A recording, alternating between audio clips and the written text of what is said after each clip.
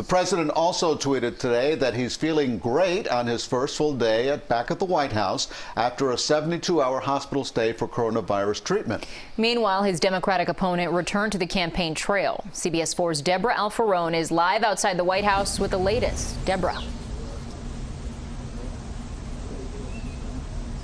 Elliot and Lauren, I can tell you, yes, the president has certainly been tweeting a lot today. Again, he did tweet feeling great. And then that tweet that you were talking about where he said that he didn't support, or actually he was saying, let's shut down those negotiations on the coronavirus relief bill until after the election. That tweet even took everybody involved in the negotiations by surprise.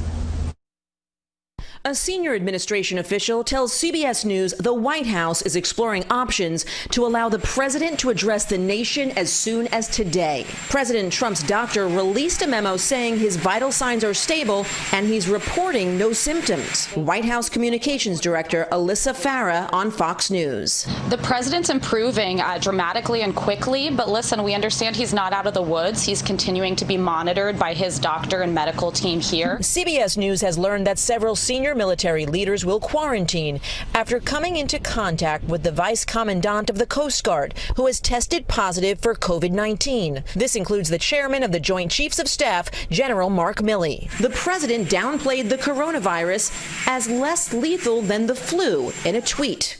Twitter flagged it as, quote, spreading misleading and potentially harmful information. The president also says he's looking forward to participating in next week's presidential debate in Miami, Florida. The president's intention is to go and participate in the debate in person, and we'll be relying on the world's best medical experts to clear him to do that. 2020 Democratic presidential candidate Joe Biden remains on the campaign trail. He's visiting Gettysburg, Pennsylvania to deliver a message of unity.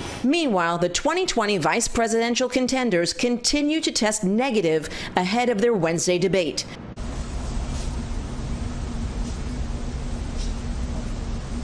And so there's been lots of talk about this debate because there's supposed to be these plexiglass barriers, and so it looked like it was agreed upon before, but now we're hearing that Vice President Pence doesn't want that plexiglass barrier, and he says that it's not medically necessary. They haven't come to any agreement on that, so we will wait and see.